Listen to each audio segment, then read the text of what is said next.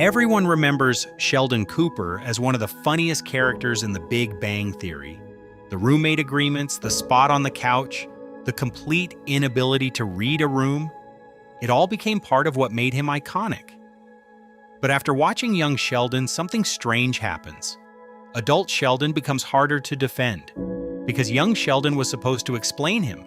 It was supposed to show us the childhood that created this brilliant, socially awkward, emotionally complicated person, and in a lot of ways, it does. We see a kid who is too smart for his age, too different for his environment, and too isolated to fully understand the people around him. But the more sympathetic young Sheldon becomes, the worse adult Sheldon starts to look. Because as a child, Sheldon's behavior feels understandable. He's anxious, gifted, overwhelmed, and genuinely out of place. But as an adult, those same habits become something else. They become selfishness. They become control. They become a grown man expecting the entire world to keep making room for him. And that is the uncomfortable truth young Sheldon accidentally reveals. It does not make Sheldon worse by changing who he is.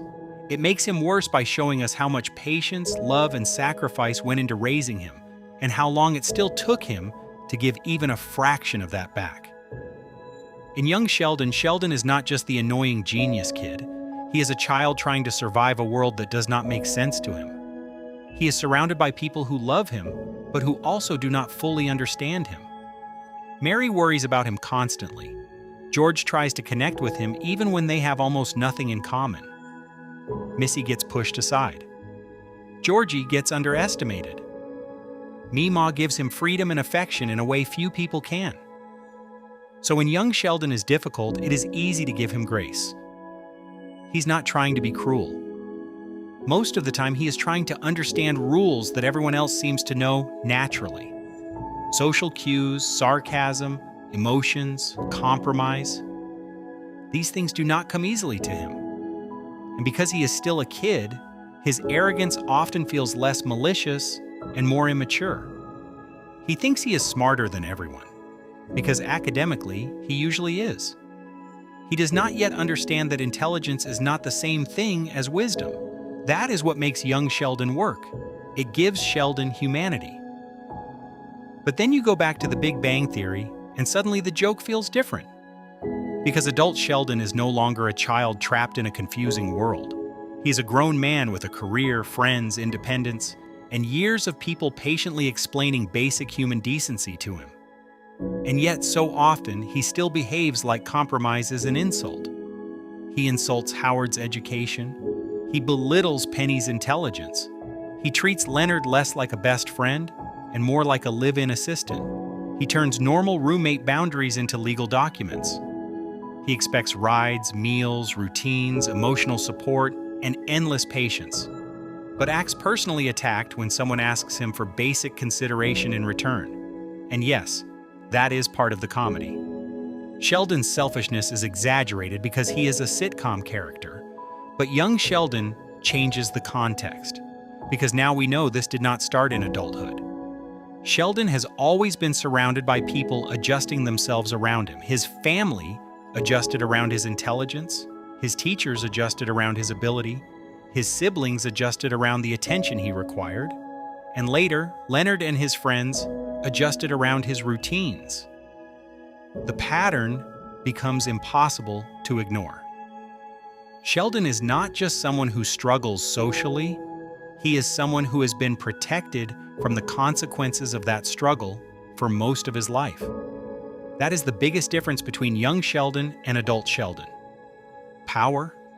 Young Sheldon is a child. He cannot control the family. He cannot control where he lives. He cannot control the fact that he is emotionally behind the people around him. Even when he is arrogant, he is still vulnerable. Adult Sheldon, on the other hand, often controls the room. He controls the apartment.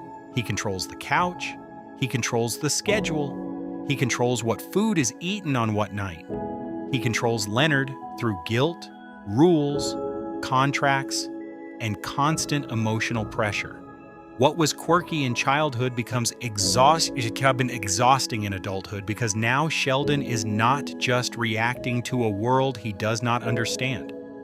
He is forcing everyone else to live inside his understanding of it. And Leonard is the clearest example of this. For most of the Big Bang Theory, Leonard is not just Sheldon's roommate.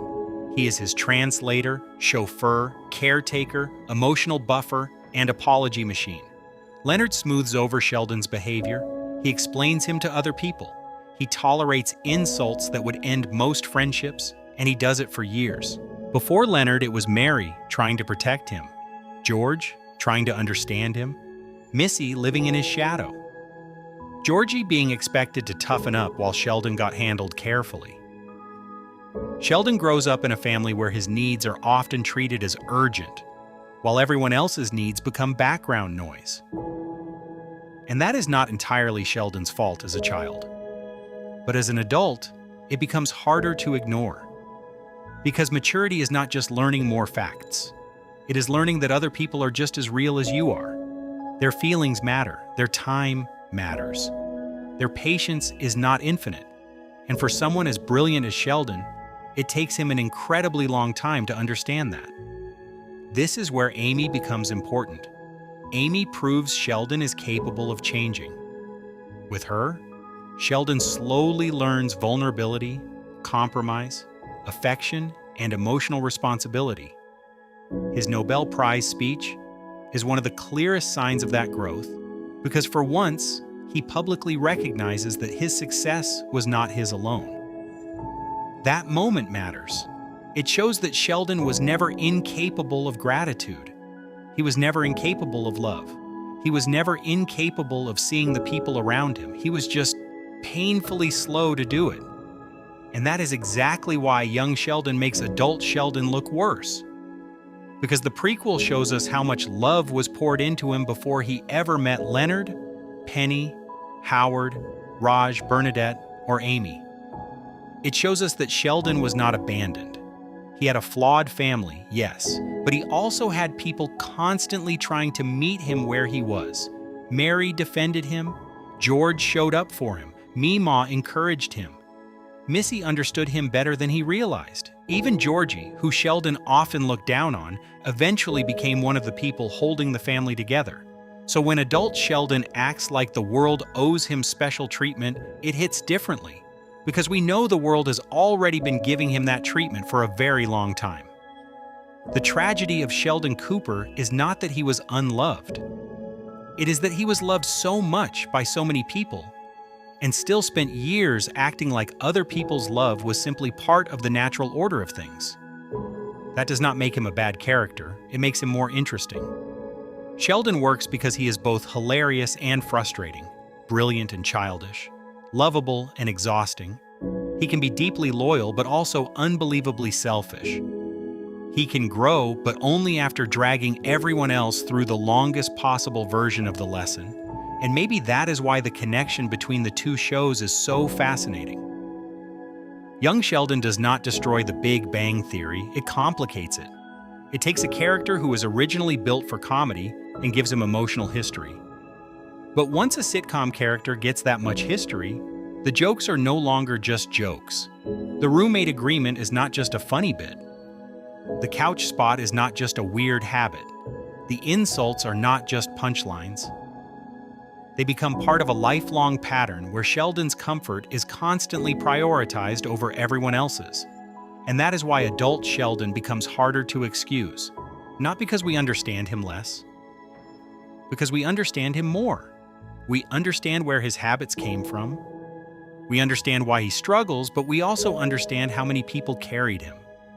How many people made themselves smaller so he could feel safe?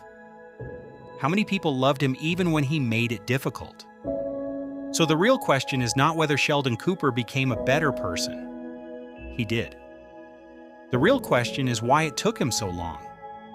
Because by the time we meet him in the Big Bang Theory, Sheldon has already had a lifetime of people trying to teach him patience, empathy, and humility. Sheldon won the Nobel Prize. He found love. He built friendships that lasted. He became more human than he ever seemed capable of becoming. But young Sheldon reminds us that none of that happened alone. It happened because Mary worried, George tried, Missy waited, Georgie grew up, Leonard endured, Penny challenged him, Amy loved him, and one by one, everyone around Sheldon gave him pieces of the humanity he eventually learned to show back. That is what makes his story powerful, but it is also what makes it uncomfortable. Because once you see the full picture, adult Sheldon is not just the awkward genius who needed people to understand him. He is also the man who spent most of his life being understood before he truly learned to understand anyone else.